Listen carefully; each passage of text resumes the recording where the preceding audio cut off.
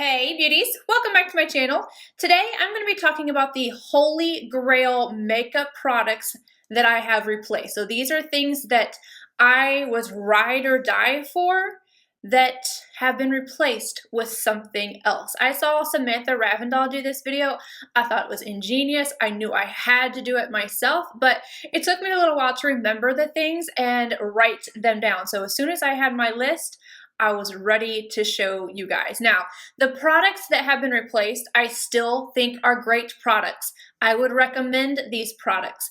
I love these products, but I don't love them as much as I used to because clearly they've been replaced with something else. So let's start off with the MAC 217 brush. This bad boy was my ride or die for so long, and I'm sure a lot of you feel that same way, but I was forced into replacing this brush. I don't know that I would have had MAC not, twisted my arm. See, they went synthetic, which, okay, fine, but the problem is that the synthetic version of this is horrible. I have no problem saying that. Like, it's one of the worst brushes ever. Like, I do not like it. I don't grab for it for anything. I hate it. So I started looking for replacements for this brush. And the first thing I came across was the Wayne Goss number 18.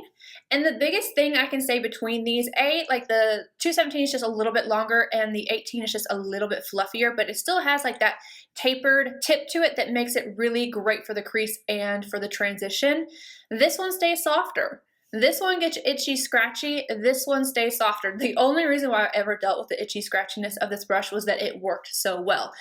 But the biggest thing has been my ZOEVA 227. This is the closest dupe for it, but this 227 is life. Like, it makes blending out my transition so much faster. It's less precise, but this is doing the job of the 217 in like half the time. I do have to mention that this one loses hairs just like the 217, while this one hasn't at all. But both of these brushes have replaced that brush, and I don't really even find myself grabbing for my 217. Like, I have 5 or 6 of them, but even when I'm not on camera, I'm grabbing for these. Another MAC product was the MAC Soft Ochre Paint Pot. Now, I have officially gone through all of mine, so I don't have one to show you, but I'll insert a picture.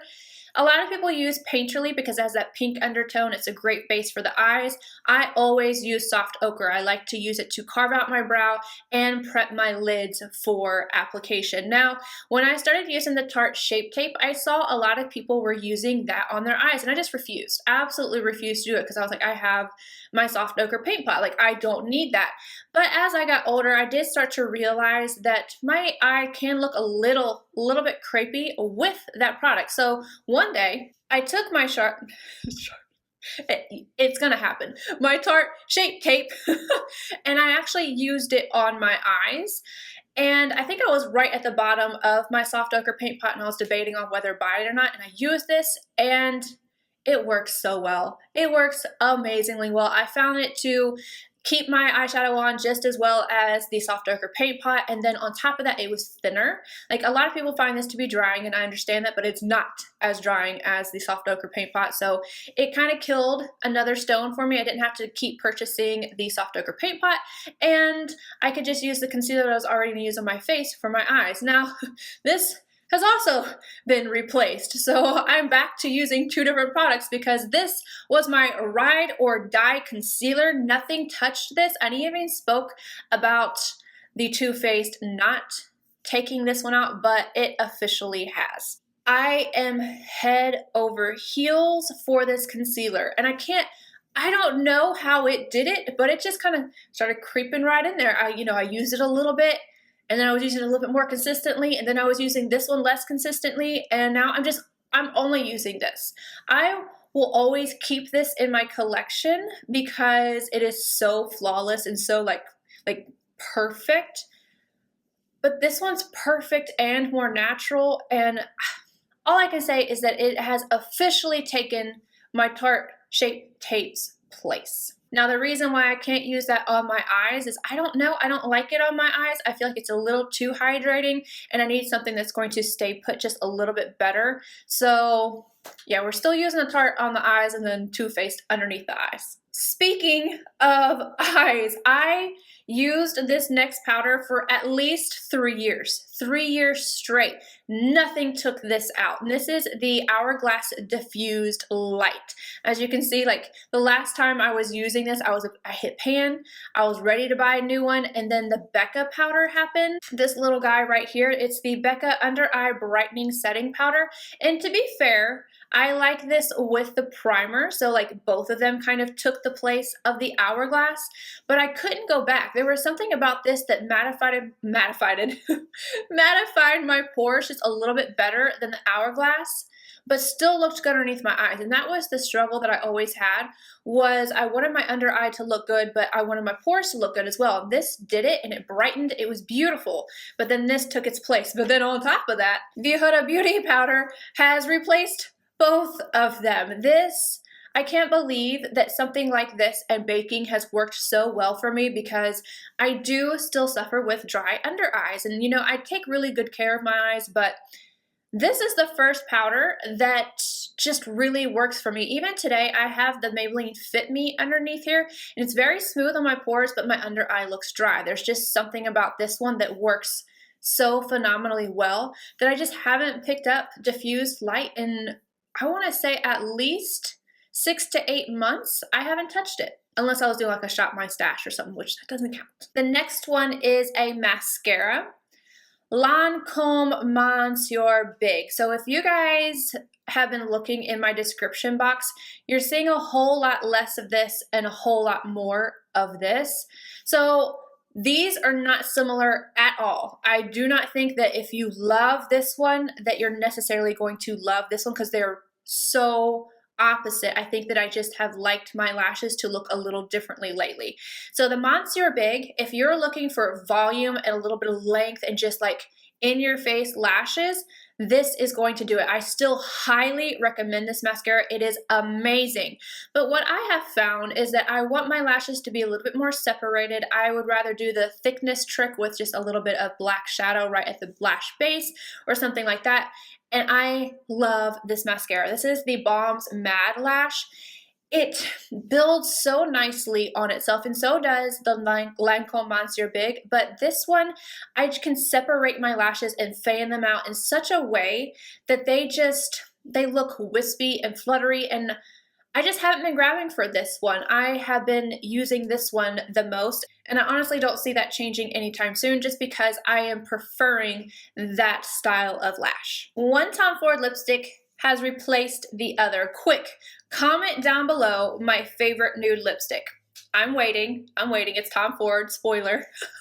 Sable Smoke, you guys. Like, this lipstick I have gone through and had to repurchase. Like, that is all the way up, so I'm close to having to do it again. I love a peachy nude. The problem is I've changed my hair, as some of you guys may have noticed, and I am leaning more towards the pink nude, which is crazy. If you watch me, and you've been watching me for a long time, I'm not about the pink nude. I wear them randomly, and then I'm like, oh, I feel weird, I take it off. No, I have been living for a pink nude. So I'm going to show you guys Sable Smoke. Love this color. It is a beautiful peachy nude.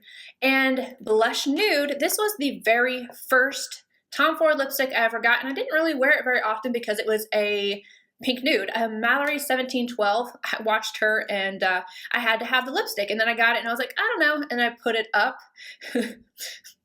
Now I'm grabbing for it all the time. I just had to go get it out of my backpack because I brought it with me. So this is Blush Nude, and this is my new go-to. It has just scooted Sable Smoke right on over, and Blush Nude took over. Another lip product is the MAC Prep and Prime Lip Primer.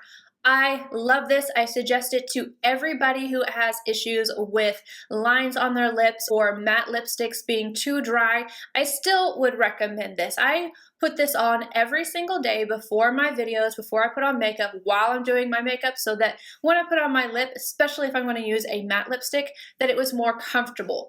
I love these. I really honestly do, but the Tatcha, what is this? The Camila Gold Spun Lip Balm. I haven't reached for my MAC primer because this is so perfect. Like, I do the same thing, I put it on and it moisturizes my lips. So it's not like the same kind of like priming effect, but what it does is soften my lips so much that I don't find whatever I put on top to be bothersome. I am absolutely head over heels for this. If it came in like a stick, if they could like make it a little thicker and it came in a stick balm, I would carry it with me everywhere. I absolutely love it. All right, the last one is a doozy. I mean, it's a doozy to me. Natasha Denona eyeshadows. I remember getting both of my 28 pan eyeshadow palettes and just feeling like, wow, these are some of the best shadows I have ever touched. Like, the mattes blend themselves, the metallics, like, oh my gosh, the metallics in here, they are so stunning. They are reflective. They just, you don't need any spritz, you don't need Fix Plus or anything. And the colors, everything, I fell so hard for Natasha Denona that every palette she's ever brought out, I have gotten. I love my Lila. This palette right here, this is one of my absolute favorites. And then she just knocked it out of the park with the holiday palettes. If she would just come out with these, oh my God, this blue. Oh, I don't know why she has not just made a whole palette with this formula, because that is my favorite out of all of them, is this formula from the holiday. Now, what started to happen was, along with even the holiday palettes and then the Lila, all the, you know, she kept changing her formula. And I was okay with it up to the holiday. When the holiday happened, I was like, oh, it just kept getting better. Then the Tropic palette happened. Actually, the Tropic palette and the Mini Sunset. I returned the Mini Sunset because that was trash in my opinion. And that's my opinion because I know what her shadows perform like, because I have them all. Like, I love them so much. And the shimmer shades in here just were not on par. The Sunset palette was not on par. And then she also released the new Camel palette, which I just talked about. And I've come to the conclusion that Natasha Denona no longer holds queen. She is not my #1 for eyeshadows anymore. Who replaced her? Pat McGrath did. Okay, Pat, you have taken the reign.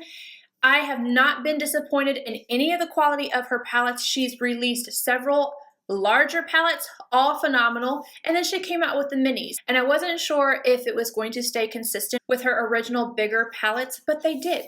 She brought these out and I was not disappointed at all. The mattes perform flawlessly and the shimmers are just as good as you would expect anything from Pat McGrath to be. So because of the consistency in her brand, the artwork, the amazing quality of the shadows, I have to say Pat McGrath just kind of slid Natasha Denona over a notch. I still love Natasha Denona. I'm hoping that she gets this formula thing back on track, but Pat McGrath for the win. All right, you guys, I hope you guys found this to be entertaining. Let me know down below, do you have any Holy Grail makeup products that have been replaced with something else? If you enjoyed this video, give it a thumbs up, subscribe if you're not already, and I'll see you guys in my next video. Bye, guys.